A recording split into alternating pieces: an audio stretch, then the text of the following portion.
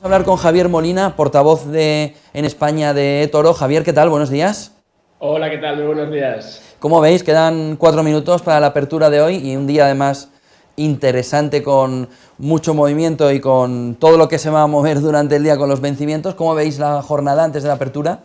Sí, pues fíjate que el cierre de ayer en Estados Unidos pues cambió un poco el panorama, ¿no? Porque empezó muy débil, 3 sesiones donde veíamos esas caídas, ¿no? Y al final, fíjate que quedó pues casi realmente pues a la par. El sector cíclico parece que es el que respondió bien y eso pues bueno, está generando que de momento yo creo que pues nuestro IBEX pues no vaya a perder esos mínimos de ayer, ¿no? Con lo cual, yo creo que la atención centrada, como siempre, ya no tanto en los valores directores, porque fíjate cómo ha cambiado la composición de nuestro IBEX. Si hace, pues a principio de año, hace 7, 8 meses, hablábamos de cómo el sector financiero pesaba tanto, los bancos, ¿no? Telefónica. Ahora, en cambio, con esas caídas que llevamos acumuladas, lo que hemos visto es que el sector financiero ha perdido peso y entonces se ha trasladado a Iberdrola y a Inditex. Estas dos acciones, piensa que tienen ahora el 30% de la ponderación del IBEX y ayer realmente pues cayeron más que el sector financiero y eso también pues hizo que nos fuéramos a la zona baja.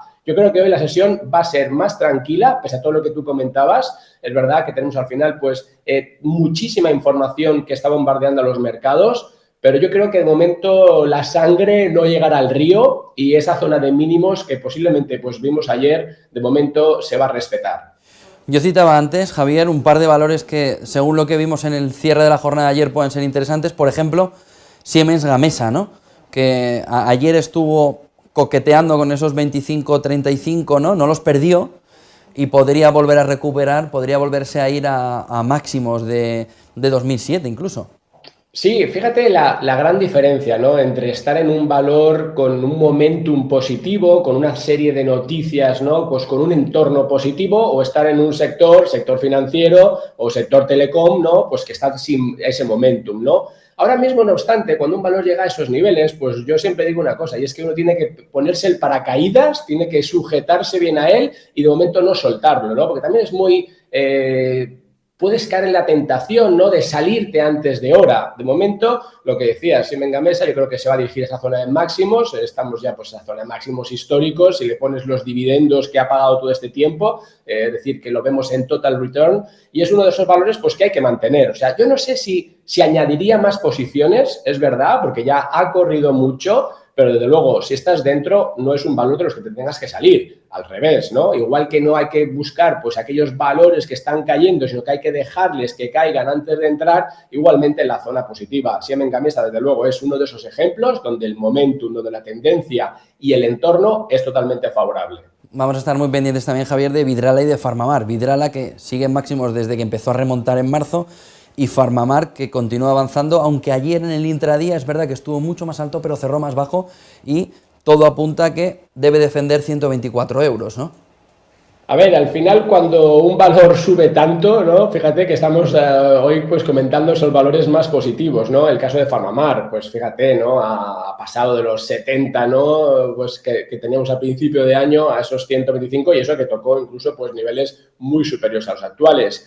Ahí sí que hay que extremar mucho la precaución porque al final son valores con muy alta volatilidad. No olvidemos la historia que tiene detrás, pues el caso de Farmamar, ¿no? La antigua Celtia, que tantos disgustos ha dado en el pasado y que ahora pues tantas bondades está reportando, ¿no? Entrando en el IBEX incluso. Yo creo que sí, de momento esa zona de los 120, 122, incluso dejarle un poquito más abajo, es un poco la zona de control que rige ahora en este corto plazo, pero como siempre, ese tipo de activos hay que saber muy bien, ¿no? Pues cuando uno, o sea, hay que saber qué le pide uno a ese tipo de valores, ¿no? Y ahí está un poco la clave de cara a ver pues el futuro comportamiento. Javier, nos vamos un poco a publicidad, enseguida volvemos y volvemos contigo también para ver un poco más de profundidad de cómo ha abierto la bolsa. Vamos a dejarla moverse primero. Última hora de una de las empresas que estábamos comentando, Farmamar. Anuncia resultados positivos de Aplikov, que es la solución contra el COVID-19 de la compañía española.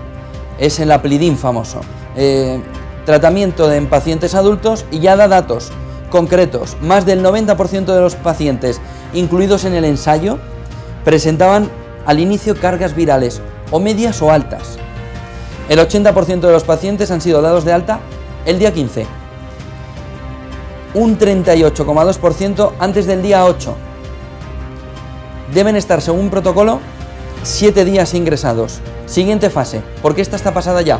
Ojo, que es una noticia muy importante a nivel internacional con este movimiento de PharmaMar.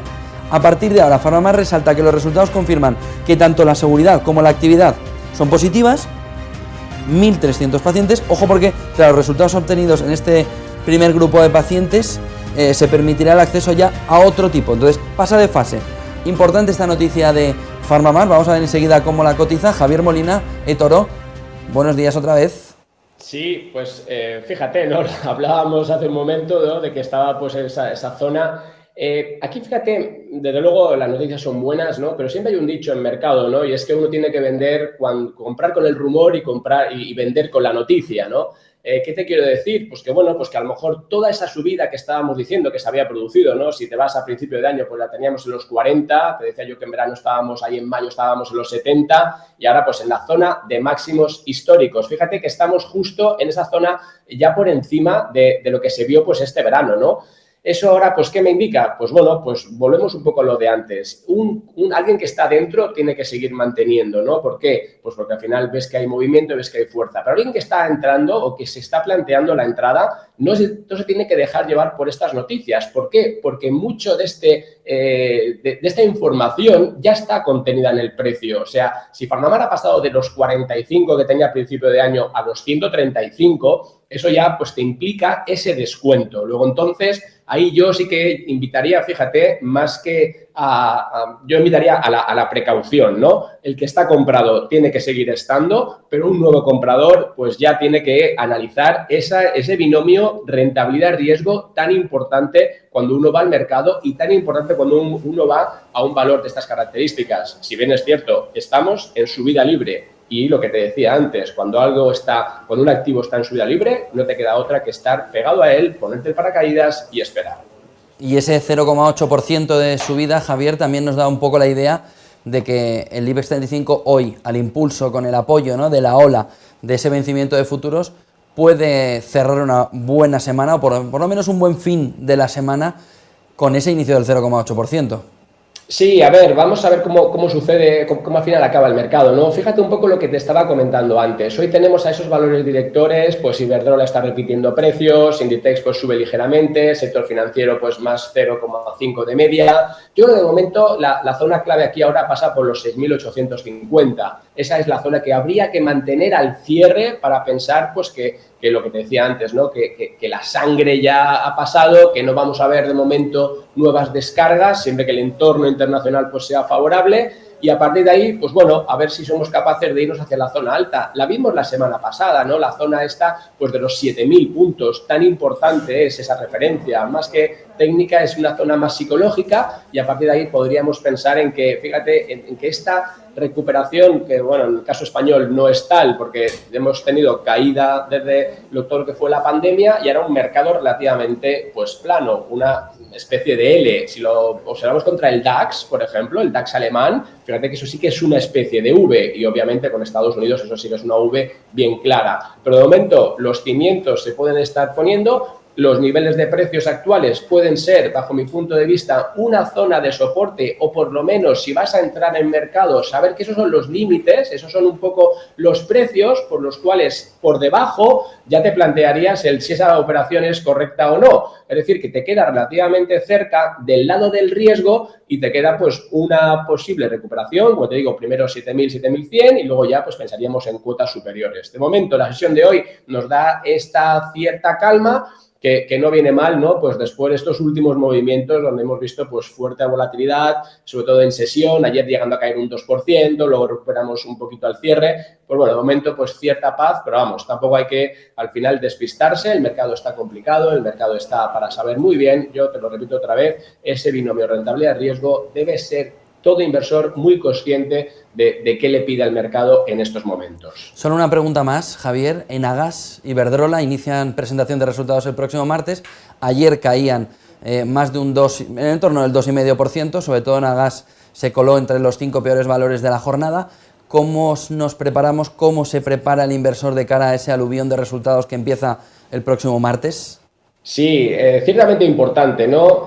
Porque vamos a ver ya no tanto lo que se ha hecho en este trimestre, ¿no? Yo creo que lo importante es las previsiones, qué esperamos, ¿no? En el caso de las energéticas, caso de Iberdrola, Enagás, que tú comentabas, a ver, ha corrido tanto los títulos, caso de Iberdrola, fíjate, estamos en zona de máximos históricos, casi casi, ¿no? Con lo cual, pues ahora vamos a empezar a pedirle, ¿no? Pues unos múltiplos pues un poco mayores para seguir pensando que sigue habiendo valor. Yo creo que esos títulos, en el caso pues, concreto de Iberdrola, si quieres, ¿no? Que está más fuerte en el IBEX, yo creo que ya pues, posiblemente estén recogiendo pues, ya parte de esos rendimientos futuros, con lo cual esa zona, caso de Iberdrola de los 11, ¿no?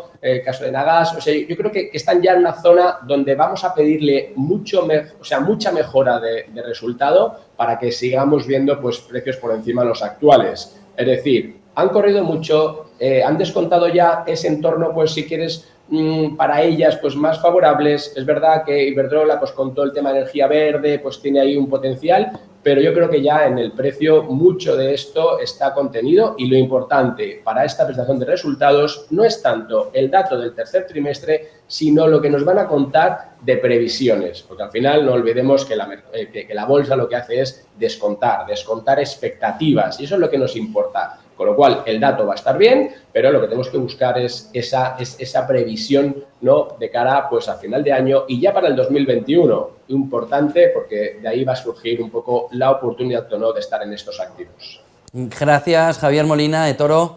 Buena jornada, buen negocio. Hasta la próxima.